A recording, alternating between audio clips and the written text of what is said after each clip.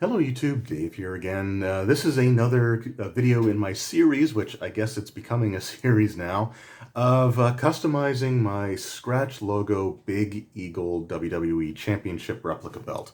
It started with just the need to replace the black paint on the center plate because it was developing this weird cracking pattern, which doesn't exist on any of my other replicas, so I don't know why that one was so different. I did a video showing the process of removing everything and how I paint them with the Tester's enamel paint and a toothpick. But there were some other modifications that I wanted to make and I was tempted to make way before I actually did replace the plastic that they use with real paint for the champion banner, the sidebars, and the background of the WWE logo on the center plate. There were some other things that I really wanted to do. Mainly the side plates, because they aren't textured like the real belt was. They were just flat etched and they just looked really, it almost looked incomplete on the belt. But there was another change that I wanted to make when I found the proper paint to do so. So we're going to take a look at that right now. We're going to go for the reveal. I'm actually going to start with the reveal of the side plate. So let's start there, shall we? So here we go.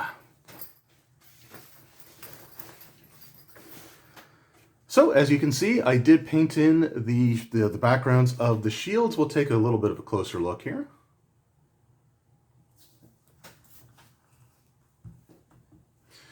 So again, like I said, with the actual ring used or the real belt, the backgrounds of the shields were always textured, and the replicas just never did that. The block logo Big Eagle belt that I've done videos for as well, they have a very subtle texture, which I actually like more than the deeper, more nugget-looking texture that the real belt had. But the Scratch logo replica didn't have anything. It was just completely flat and just gold. And it was okay, but like I said, it always just felt like there was just something missing from them. The side plates just didn't pop for me at all. Like they were okay, but I just always thought they could be a little bit better. And I do have the Undisputed version 2 replica, which has the shields painted in. Originally on the Undisputed Championship, the side plates also had the same texturing, but the texturing was so pronounced on that, and there was so little paint because everything, all the logos were gold, like the Scratch logos were all gold on the Undisputed. So it was just so, everything just blended in together and you could barely see the logos at all. So to fix that, future versions of the belt actually had the shields painted black. And I like the way that looked. And I like there to be a sense of progression with the championships, especially in my collection. So the block logo has the gold backgrounds for the shields, but a texturing on them. The Undisputed has the black shield, like shields painted black, and that's, you know, the way that they are. And I just wanted a version of a championship to have like the Big Eagle look, but have the painted in shields. So that's what I did. Just use the toothpick and again, painted around the shield there inside of the gaps in the W. That was actually kind of tricky. Just because of how thin the gaps are, but I think it turned out pretty well overall. I did have some paint spillage take place, but I was able to clean it up with a Q-tip and some isopropyl alcohol. So like I said, I'm really happy with the way that turned out. And then we have the McMahon, or not the McMahon, but the WWE logo here as well on the shield. And again, I just painted the shield black. I didn't touch the square that the logo was in. I think it looks perfectly fine the way that it is. At one point I was considering painting the square black, but because the logo was etched into the portion there as opposed to raised up, I just didn't want to risk having black paint kind of spill into it. So I went with painting the background of the shield instead. And then we've got the other side plates. Again, we've got the property plate, which I actually haven't touched. This is still exactly the way that it was when I got the belt in the first place. The plastic hasn't cracked, it hasn't risen up, and the etching actually feels relatively good there, so I'm not going to worry about it. basically, if it's not broke, I'm not going to fix it, and it's fine the way that it is. There's also a lot of small lettering here that I just don't want to mess with. So, but then we've got the WWE, like I said, the Shield logo here, or the Shield emblem, and the McMahon family crest. And I'm really happy with the way that the family crest turned out with the black paint on it. I think it works really, really well. There's a little bit of light just making it look kind of weird there. It's just the glossy paint. But yeah, really, really cool stuff. Really happy with the way that it turned out. But the main thing that I was happy to do, and the reason that I decided to do the rest, is because I was able to find the right color for something that was kind of bugging me about the globe. As you know, I'm a globe guy, and with the replica, the globe was just way too dark. The paint that they used was just the wrong color. It was more in line with like the Reggie Parks era of title belts, where he used kind of a darker blue, especially on like the winged eagle. So they had just a way too dark shade of blue. You can find pictures of like when The Rock won the title in '98. There's promotional pictures of him taken with the belt, or on the Sunday Night Heat before the Deadly Games Survivor Series tournament. Vince McMahon was out. He had the belt on his lap. That was back when he was in like the wheelchair there, at least for the beginning of the night. And you could see that the globe was a much lighter shade of blue. So this is the color of blue, sort of the darker blue here that the globe was. And I managed to find this. So this is Tester's enamel turquoise paint. This is the color that the globes were on the actual belt. So I stripped all of the plastic out of the globe, which was a hell of a process, and this is the result that I was left with.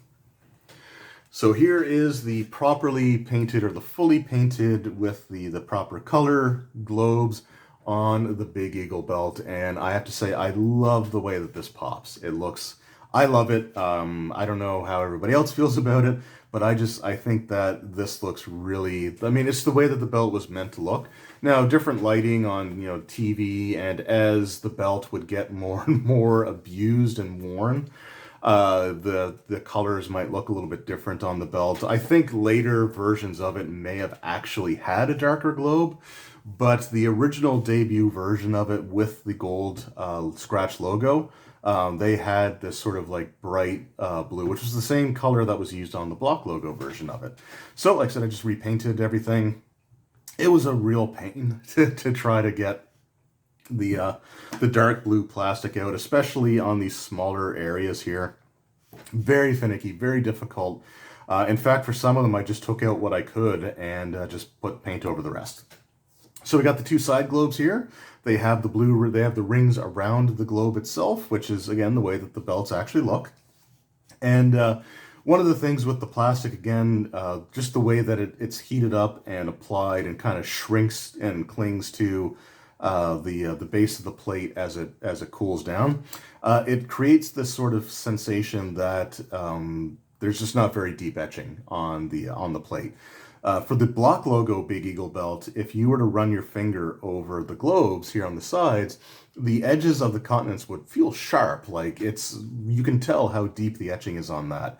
And with this one, with the plastic, you never got that sense. But with the paint, because the paint is much thinner, you can actually really feel like my finger stops against the edge of the continent there, whereas before it would just be like a little bump and it would roll right over it. So really happy with the way that those turned out. So we'll take a closer look at those. Like I said, I love the coloration here. And you can also see, again, how the different angles of light also make the belt look darker. So again, on TV, you might see like a darker looking kind of blue, but it's actually like that color. It's crazy how the lighting can really affect that. And then we got the other little mini globe here with Africa, Europe, Asia, a little bit of Australia. And then we've got our central globe here. And like I said, I'm a globe guy.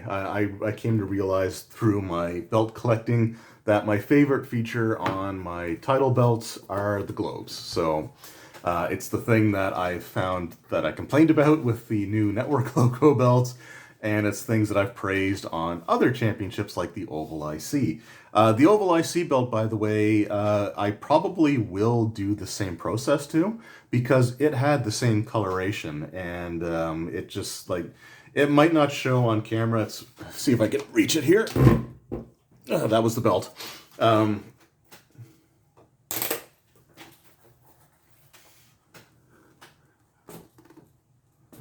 don't want to lay it directly on top. But as you can see, like the blue, it looks lighter on camera than it really is.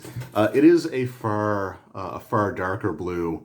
The lights make it look lighter than it is.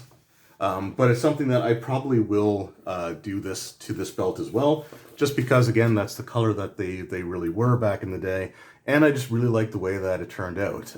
If the block logo belt wasn't had the screws covered, and I could remove the center plate, I might even have considered doing it for that belt as well. But the only way to get the plate off of it would be to basically ruin the strap, and I don't want to do that. But again, I'm really happy with the way that it turned out. The etching feels nice and deep now. When you run your finger across the grid lines, you can feel them. You can feel the boundaries of the continents, which feels great. The right side of the plate still is not nearly as deeply etched as the left side, but that's the way that the belt is. At first I thought it was the way that the plastic was, but it is actually the way that the belt was just made. So I don't know exactly what happened there, but that's just the way that it is. But overall, like I said, I'm really happy with the way that it turned out. So let me know in the comments, what do you guys think? Do you like the lighter shade of blue? Do you prefer the darker blue? Let me know what your thoughts are in the comments below. But personally, I'm really happy with the way that this turned out. I think it turned out fantastic. And yeah, I'm really proud of the work that I've done on this thing so far. So anyway, thank you guys very much for watching. I appreciate it, and I hope you all have a wonderful rest of your day or week, or the rest of the year, whatever, rest of everything. I hope everything's going well for you. Thank you again, and I will see you all next time. Until then, take care.